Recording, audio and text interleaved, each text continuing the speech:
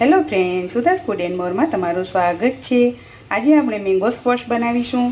તો fresh મેંગોમાંથી mango squash કેવી રીતના બનાવવો, એને પ્રિઝર્વ કેવી રીતના કરવાનો, કેટલા સમય સુધી કરી શકો અને એમાંથી કઈ કઈ વાનગી બને એ બધું આપણે આગળ જોઈશું। તો તમે શીખવા માટે તૈયાર થઈ જાઓ, આપણે બનાવવાની શરૂઆત કરીએ। હવે અહીંયા આપણે ફક્ત 3 જ વસ્તુનો યુઝ કરી અને મેંગો સ્ક્વોશ બનાવવાના છીએ અને ત્રણેયનું માપ આપણે સરખું રાખવાના છીએ। તો ચાલો હવે સીધી આપણે શરૂઆત કરી દઈએ। તો અહીંયા મેં 400 ગ્રામ ખાંડ લીધી છે। વજન આપણે ખાંડ અને કેરીના પલ્પનું સરખું જ લેવાનું છે। હવે મેં જેટલી ખાંડ લીધી છે એટલું જ પાણી લેવાનું છે। તો અહીંયા મેં એટલું જ પાણી લઈ લીધું છે। હવે આની આપણે ચાસણી બનાવવા મૂકી દઈએ।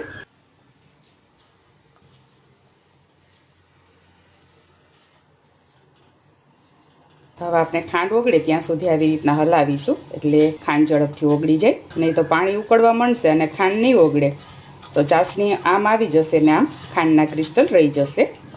તમે જોઈ શકો છો કે હવે ખાંડ ઓગળી ગઈ છે। ત્યાં સુધીમાં જે આપણે મેંગોમાંથી આવી રીતના પલ્પ કાઢ્યો છે એને બ્લેન્ડ કરી લઈએ।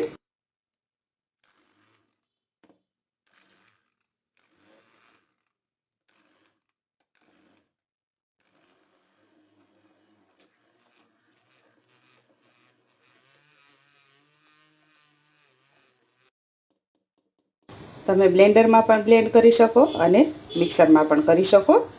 તો હવે આપણો પલ્પ તૈયાર થઈ ગયો છે। આપણે ચાસણી જોઈ લઈએ। આમ તમે કરો ત્યારે ટીપું પડતા વાર લાગે ત્યારે ચેક કરવાનું। તમે જોઈ શકો છો કે તાર બને છે, એટલે આપણી આ ચાસણી તૈયાર છે। હવે આ ચાસણીમાં આપણે મેંગોનો પલ્પ એડ કરી દઈએ। ગેસની ફ્લેમ સ્લો કરી દેવાની છે। બધું સરસ મિક્સ કરી દઈએ। અહીંયા મેં કેસર કેરી લીધી છે।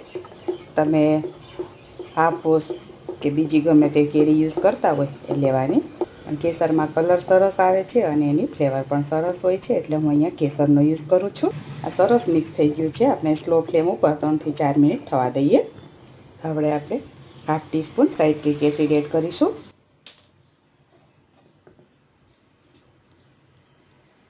સાઇટ્રિક એસિડનો રોલ આમાં ક્રિસ્ટલાઇઝ ન થવા દેવાનો છે। આ સ્ક્વોશ પડી રહેશે તો પણ આમાં ક્રિસ્ટલ નહીં થાય। ખૂબ જ ઝડપથી બની જતો અને ખૂબ જ ઇઝી એવો આ સ્ક્વોશ તમે એકવાર બનાવીને રાખી દેશો તો આમાંથી તમે 4 થી 5 વસ્તુ બનાવી શકશો। તો હવે આપણો આ સ્ક્વોશ તૈયાર થઈ ગયો છે। આપણે ગેસ બંધ કરી દઈએ અને આને આમ જ ઠંડો પડવા દઈએ। ઠંડો પડી જાય પછી તમે ગાળીને પણ બોટલમાં ભરી શકો અને એમનેમ પણ ભરી શકો। કેરીમાં રેસા હોય તો ગાળીને ભરવાનું, નહીં તો તમે એમનેમ પણ ભરી શકો।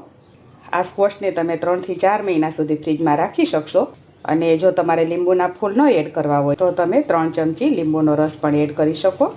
તો હવે આપણો સરસ સ્ક્વોશ તૈયાર થઈ ગયો છે। આને ઠંડો પડવા દઈએ પછી બોટલમાં ભરી લઈશું। તો ફ્રેન્ડ્સ, તૈયાર છે આપણો મેંગો સ્ક્વોશ। તમે જોઈ શકો છો કે મેં એક કાચની બોટલમાં ભરી લીધો છે અને આ બાઉલમાં મેં કાઢ્યો છે। એમાંથી હું અલગ અલગ રેસીપીઝ બનાવવાની છું અને એ તમારી સાથે શેર કરવાની છું। તો આના પછી નેક્સ્ટ વિડીયો મારી એ બધી રેસીપીનો હશે। તો એ જોવા માટે મારી ચેનલને સબસ્ક્રાઈબ કરી લેજો, બેલ આઇકન દબાવવાનું ભૂલતા નહીં। અને આ વિડીયો જો તમે ઇન્સ્ટાગ્રામ કે ફેસબુકના માધ્યમથી જોતા હોય તો મારા પેજને ફોલો કરજો, લાઇક કરજો અને તમારા ફ્રેન્ડ્સ અને ફેમિલી સાથે ચોક્કસથી શેર કરજો। Thank you for watching.